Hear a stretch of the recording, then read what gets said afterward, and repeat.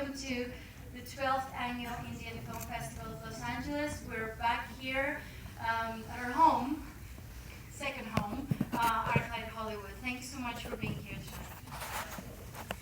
So we have a full week, 6 days ahead of us, full of Indian films. We are going to be showing 33 documentaries, features, and short films. We are thrilled and proud that this year's lineup includes an especially diverse range of cinematic experiences from what we think are the most exciting filmmakers in Indian cinema today. We will be hosting over 30 filmmakers. A lot of them are here tonight. They have come from India, from the UK, from different parts of the US. So may I please ask all the filmmakers with a film in this year's festival to please stand up so we can give them a warm welcome to Los Angeles.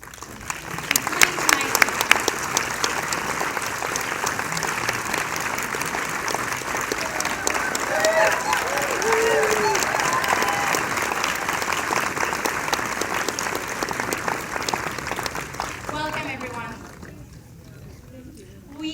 Certainly things don't change. We are a non-profit and rely entirely on contributions from corporations, foundations, and individual donors whose support has made possible for IFLA to not only survive, but what we feel is thrive during this past 12 years.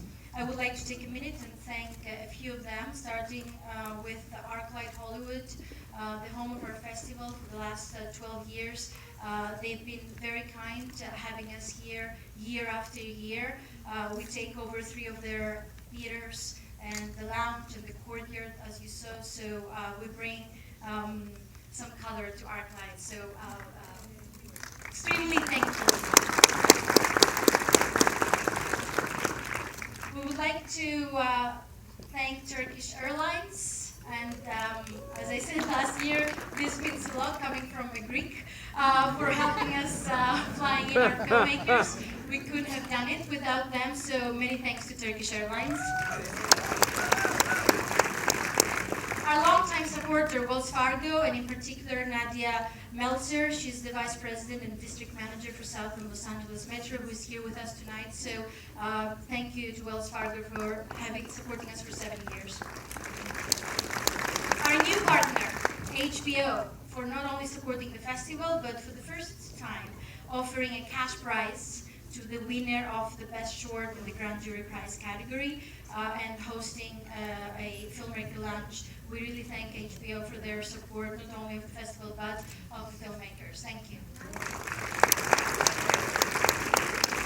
And our loyal industry supporters, NBC Universal, especially for stepping up this year and helping us also present the Audience Choice Award for Best Short, Walt Disney Studios, a longtime supporter, Deluxe, SAG-AFTRA, and our lovely CPA firm, Combiner Savit. There is a long list of over 50 supporters this year, including media and in kind. And I would like to thank all of them, as well as our past and new patrons this year. So those are individual donors and individual giving and philanthropy in the West Coast. It really has room to grow, and we really have to highlight those patrons who come out and help this festival be possible. So a big thank you to everyone, including our board of directors and our advisor board, for working closely with me and our entire team throughout the year and helping us not only achieve our goals but preserve our mission. So a big thank you to everyone.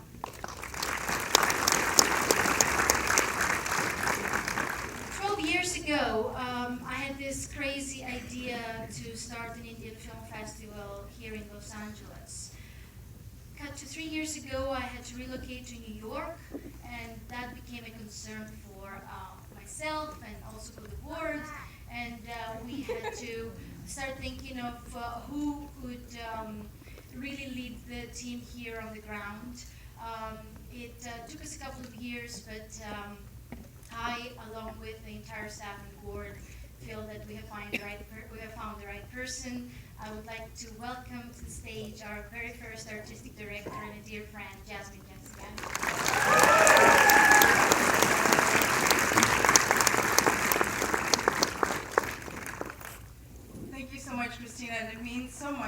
here. I first started off as an audience member, then I became a staff member, and I've even been a filmmaker of the festival. So coming as the artistic director this year is quite meaningful. I'd like to thank all the organizers of our festival. We have over 50 staff members that have been working day and night preparing for the festival tonight. So a big thank you to them, along with over 100 volunteers that have been working tirelessly behind the scenes. Without them and their dedication and compassion, tonight would not be possible. I would now like to introduce the director and producer for tonight's film, Soul.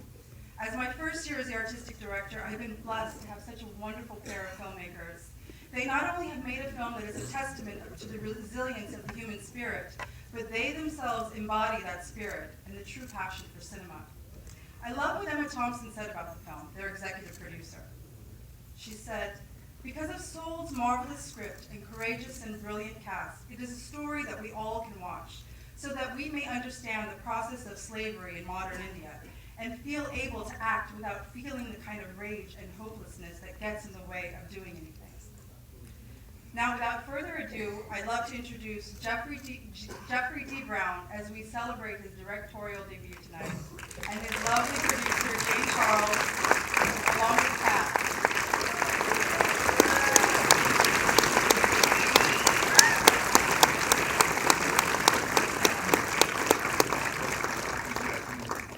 Thank you all for coming. I love IFLA. I've been here 3 times in the process of getting this film off the ground, and I feel like it's a really important festival. This is a festival that builds a bridge between Hollywood and Bollywood, and that bridge is getting stronger and stronger because of these women here and what they do in bringing all these great films to you. Thank you for coming tonight. This is a difficult subject. It's a powerful and important subject that we have to address, and we can only address it if we're aware of it. We'll talk afterwards. Jane Charles, my partner and producer in this project for 7 years. Not my life partner, my wife here is my life partner. but like we talk all the time, and she's been here on this film since the beginning.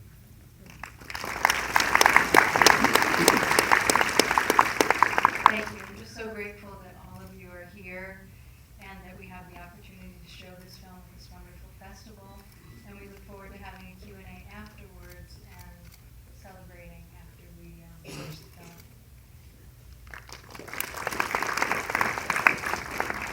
Thank you all for coming out tonight. Thank you, IFLA, for honoring us with premiering Soul here. And I'd like to personally thank my whole family for coming out and supporting me. It's such an important film and subject matter.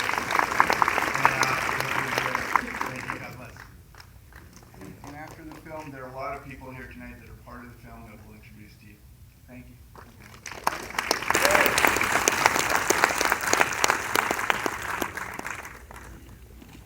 We're going to turn questions over to the audience in just a moment, but I wanted to start off, Jeffrey, by asking you, we always start off with the question, how did you come to this film? I know this is an incredibly meaningful journey for you. This is based on a novel by Patricia McCormick that I know you've read. Did you come to the novel personally and decide you wanted to make a movie, or were you looking for something? Well, it does work. I had seen Born into Brothels, and I was so moved by the energy of the kids in the film. These were children of prostitutes growing up in the same area in Sonagachi and Calcutta that we filmed. And those kids really inspired me because they reminded me of all kids everywhere, except they were growing up in a brothel. And their tenacity, their joy, their creativity really inspired me to look for something that could be a film that could help real kids. And when I read the novel, I read it in one sitting, and it was sort of like reading a prayer song poem. And we optioned the novel the next day. I had been looking for something that I could make a film about that would also help real people, like the way Born into Brothels created a foundation and help real people. So that's what I'm looking for Sammy's credits, because Sammy Chan did so much of the music.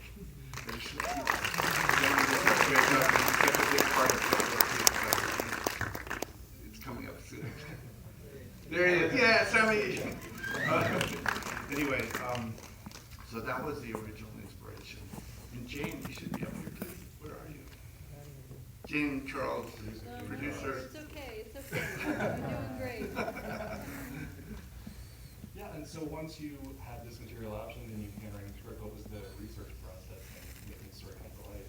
So first, Joe Kwong wrote the first drafts of the script, and then Jane and I went to India a number of times, and we did a lot of research we went to 7 NGOs, and in that process, we probably saw about 2,000 teenagers who were survivors of sex trafficking. Many of them had children, some of them had AIDS or HIV, and we got really deeply engaged with this issue and in our research. And now what we want to do is really use the film, leverage the film to create change, not only in India and Nepal, but also in the US. And we've just shown the film to 20 major anti-trafficking organizations in Washington, and all of them want to partner with us. Amnesty International, UNICEF, and many others that you've never heard of unless you really know the world of anti-trafficking like we do. We've become experts because we've been on this film, Jane and I, for 7 years. And we're really hoping to use the film to raise lots of money to send to India, but also to find organizations that educate and will help heal and empower these children. Because basically, I was thinking of how incredible it is tonight. There's so many of my friends here, so many people that worked on the film. Please, everyone that had something to do with the film, stand up. There's so many of you here. I want to recognize all of you. So there's Tom Fisher with the music, Gillian, the producer, Kyra and Nirja, actresses, also associate producers. Jane, you've met. Katie Mustard's here. Sammy Chan, we've mentioned. Lisa Christine, the photographer, who the photographer is based on, is here. There's Saira. Jessica Dillon, helped us also in so many ways. Kavi Verk is here, another producer of ours. So that, I was thinking outside as I was wolfing down my lunch and dinner, that what's amazing is all these people are here tonight. Some of them flew from many different places to get here to support the film, and without this village of friends and family, this film could not have been made. Oh, but by the way, my family's here, my wife and daughter, and Bruce Gelfand, who gave feedback to the script this year, very close friend. And so, without that family, this film could not have existed.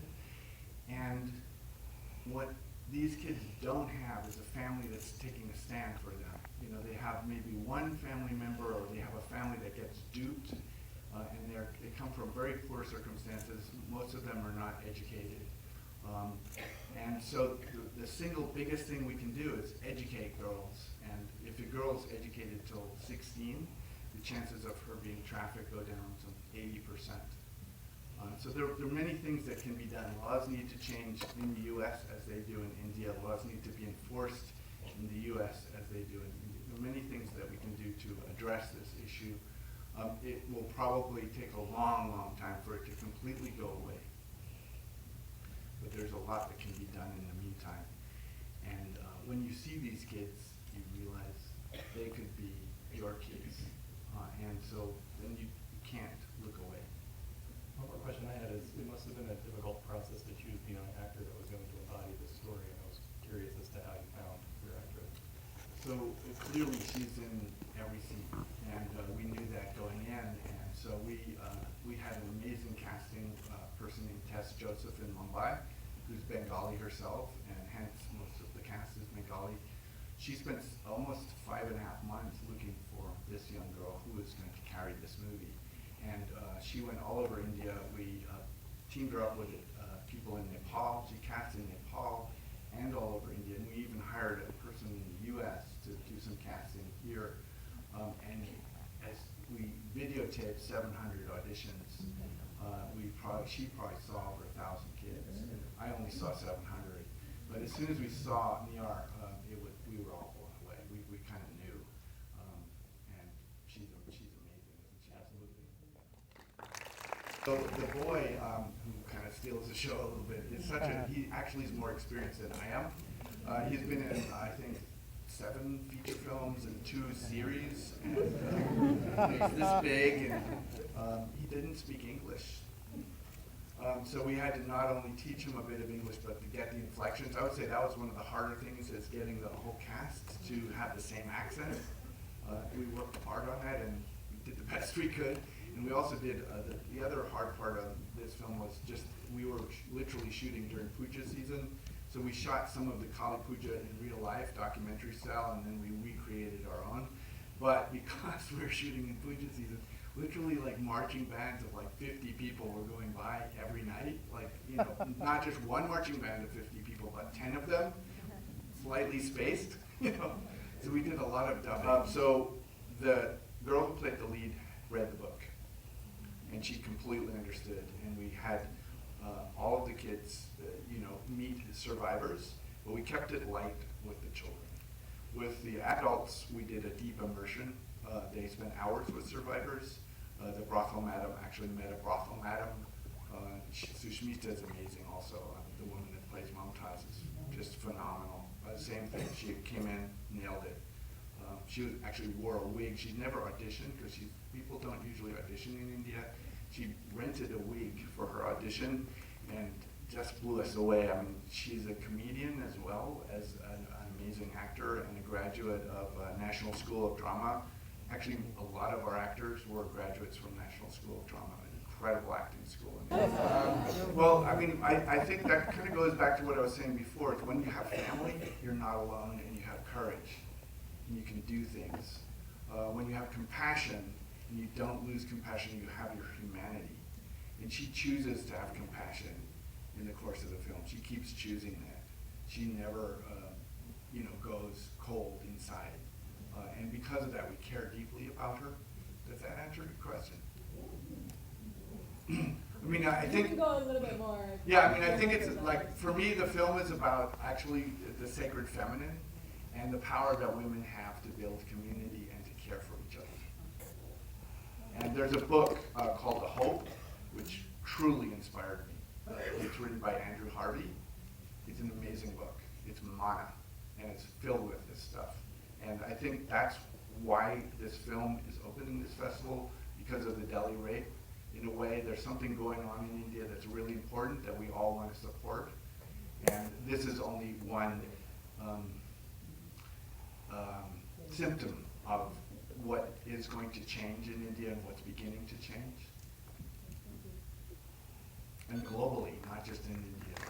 Okay, that's a good question. He's asking, what is the general response we've received from the film from the Indian community? So we haven't shown the film publicly in India yet. We're going to show it in the US and then Europe and then India. But the fact that it's opening the Indian Film Festival, Los Angeles and London, means that the Indian diaspora community is welcoming the film. And that's huge for me, because I'm American, even though I have a Bengali stepfather, you know, I'm still an American, so it's really been great that the diaspora community is accepting it. We will see what the Indian community has to say. I think there's been a few criticisms of the, you know, American actors in the film, but they've been relatively minor. And for me, they were important because I really want the film to be able to raise a lot of funds for the kids, and it was purely a marketing decision. Not so much as to get the film out widely, but to get the film, to get Americans to dig deep into their pockets to support these kids in India and Nepal. They needed someone to identify with.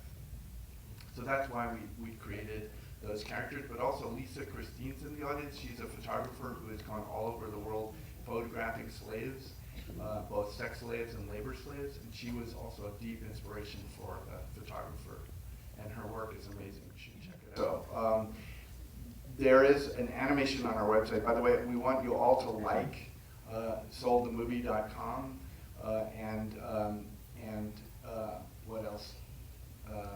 Yeah, just sign up on our website, because we're gonna roll this film out, and we need your support in that process, like teachers and community leaders.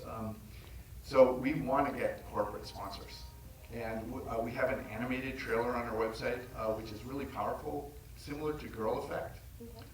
It's 2 minutes, and that's actually being used by the airline ambassadors who go around the airports in the U.S. and show all airline personnel what to look for. They teach them what to look for because a lot of trafficking happens in airports. So that's a good thing. This animation was done for us by a company in Seattle for free. It was a gift by a company called Tether. It's very powerful. We have some distributors in the audience, which we're excited about, and first time. And we're also raising money to support the film widely with PR and in-depth articles, and we want the film to really reach a lot of colleges and high schools ultimately. So we may actually do, after theatrical, we may do an educational version of the film that will have an educational component, because we really want to bring young people into this issue. The global average age of a trafficked child is 13. That's everywhere globally, 13, and that's her age. It's getting younger because of the AIDS and because of certain myths that traffickers perpetuate, which is that if you have a young child, it'll give you longevity, it'll even cure you of diseases. And of course, the Johns are afraid of getting AIDS and HIV. So those myths are perpetuating this age group getting younger.